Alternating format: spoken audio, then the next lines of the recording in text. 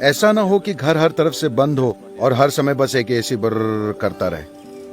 ये भी एक चीज है। आपके आसपास मौजूद ध्वनियों की गूंज इस शरीर को पूरी तरह से झकझोर रही है, हर समय बर्र। खासकर जब मैं देश से बाहर होता हूँ, खासकर अमेरिका में, यूरोप में भी वहां थोड़ा बेहतर है, लेकिन अमेरिका में हर समय कुछ न कुछ गूंजता रहता है। हर समय। जब मैं यहां आता हूं तो लगता है बस बिल्कुल शांत, जो आपको जीवंत बनाता है। जब हर चीज गूंजती रहती है तो आप बस पुफ। ज्यादातर लोग इसके प्रति जागरूक नहीं हैं, लेकिन ये उनके साथ हो रहा है। उनके दिन में 8 घंटे सोने से ये साफ साबित होता है। ऐसा इसलिए हो रहा है क्योंकि वो अपने प्राकृतिक वातावरण में नहीं रह रहे। वो सोकर खुद को सुरक्षित रखने की कोशिश कर रहे हैं। तो खुद को बीमारी से बचाने के लिए, खुद को मानसिक रोगों से बचाने के लिए, खुद को हर तरह के असंतुलन से बचाने के लिए आप दिन में 8-10 घंटे की नींद लेते हैं। यानी आधा जीवन आप मरे पड़े रहते हैं। मौत हमेशा एक आसान हल होती है,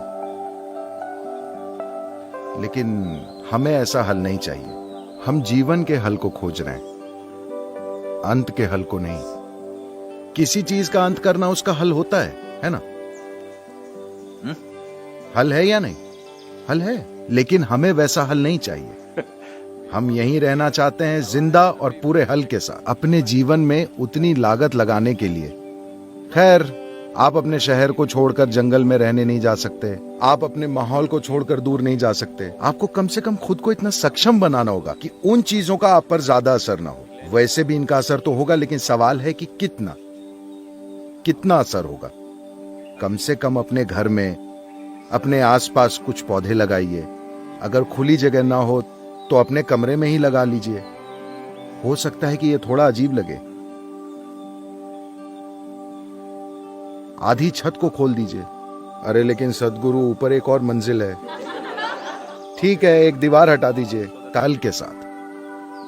तो अगर ऐसा होना है तो शायद आप थोड़े अजीब लगें, मुझे भी आप अजीब लगेंगे, लेकिन आप जहां सोते हैं वहां कुछ पौधे लगाकर रख सकते हैं। जब आप चलते हैं तो आपको इंसानों के अलावा दूसरे जीवनों के प्रति हमेशा जागरूक रहना चाहिए। ज्यादातर लोग इंसानों के प्रति ही जागरूक नहीं होते। तो मैं आपको याद दिला रहा हूं, आपको हर उस चीज के प्रति जागरूक रहना होगा जो जीवित है। एक पेड़, एक पौधा, एक घास का तिनका, एक कूदता हुआ टिड्डा, और आपके पास से गुजरने वाले वो लोग जिन्हें आप पसंद नहीं करते। अपने आसपास की हर चीज के प्रति जीवंत होना, बिना किसी भेदभाव के। अग्नि तत्व योग की भूत शुद्धि की पद्धति में और एक मजबूत जीवन के रूप में खड़े होने की हमारी क्षमता, इन दोनों का गहरा संबंध है।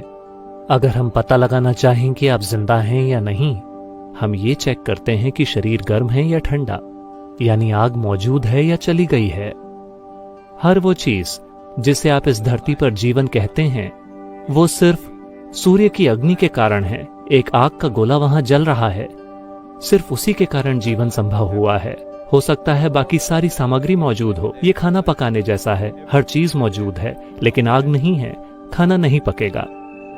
तो जीवन ने खुद को पकाया है, मुख्य रूप से सूरज की आग के कारण। दुनिया में बुनियादी ऊर्जा बस वही है।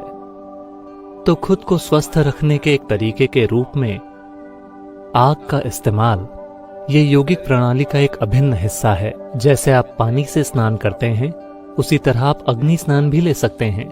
हम क्लेशनाशन क्रिया में यही करते हैं।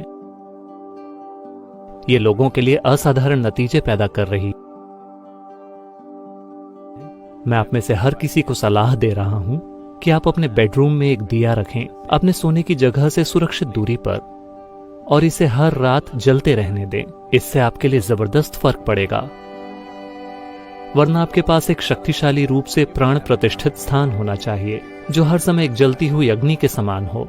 या तो ये या वो, इन दोनों में से एक चीज हर घर में होनी चाहिए। हमेशा एक दिया जलता रहता था एक भारतीय घर में, हमेशा। अब दुर्भाग्य से, क्योंकि लोग इसे एक धर्म विशेष के कार्य के रूप में देख रहे हैं, दूसरे लोग दिया नहीं जलाना चाहते। वरना दूसरे लोग दिया नहीं जलाना चाहते, क्योंकि अगर आप दिया जलाते हैं तो आपका धर्म बदल जाएगा। यह सिर्फ बेवकूफी है।